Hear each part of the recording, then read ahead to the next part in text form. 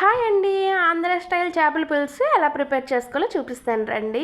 ఈ చేపల పులుసు చేయడం ఏమో కానీ లాంగ్ వీడియో చేద్దాము అని చెప్పి కుండ పొయ్యి అన్నీ తెప్పించాను. అయితే ఏమైంది అంటే కుండ వేరే వాళ్ళ కాడ తెప్పించాము. ఆ కుండ ఏమైంది అంటే కొంచెం కన్నమోడిపోయింది అనమాట సీజనింగ్ చేస్తుండగా. అయితే ఇప్పుడు మా హస్బెండ్ ఫుల్గా తిట్టారనమాట, నీ వీడియోస్ ఏమో కానీ నాకు మాత్రం బాగానే బ్యాండ్ వాయిస్తున్నావు అని చెప్పి. ఏం చేయాలో అర్థమవక కామ్గా ఉండిపోయాను అనమాట. మసాలా చూపించిన మసాలా అంతా వేపుకోవాలి.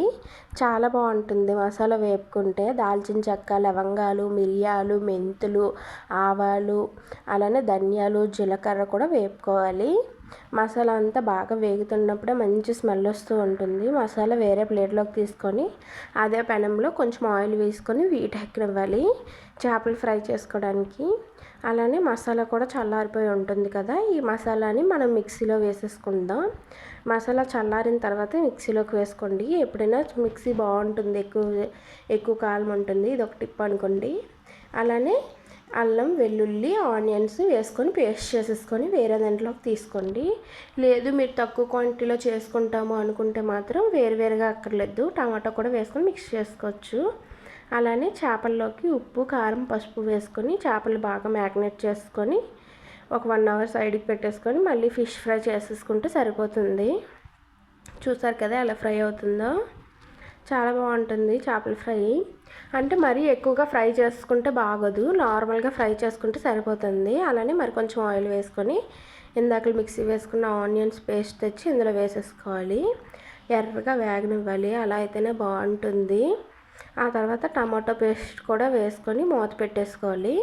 మూత చింతపండు చారు వేస్తాం కదా, చింతపండు వేసేసాక అసలు మూత అనేది పెట్టకూడదు. అదే చేపల పులుసులో మెయిన్ లీడింగ్ ప్లేస్ అనమాట. చేపల పులుసు ఎక్కువ కాలం ఉండదు, నురుగొచ్చేస్తుంది. నురుగొచ్చింది అంటే చేపల పులుసు పాడైపోయినట్టే. అదే మెయిన్ టిప్ అనమాట. చూసారో ఆయిల్ ఎలా పైకి తెలిందో. ఇప్పుడు మనం అందులో ఏమేమి వేసుకోవాలో చూపిస్తాను రండి. ఉప్పు, అలానే కారం, పసుపు కూడా యాడ్ చేసుకోండి. ఇందాక మనం వేపుకున్న మసాలా కూడా ఇప్పుడే వేసుకోవచ్చు.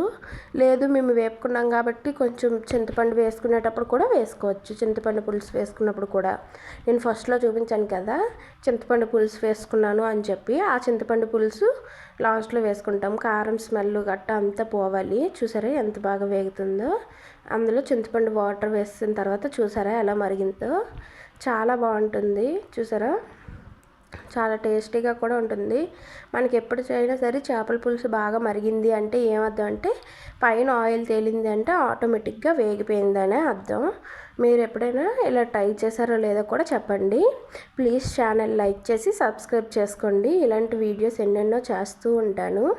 తర్వాత మంచి టిప్ గురించి కూడా చెప్తాను.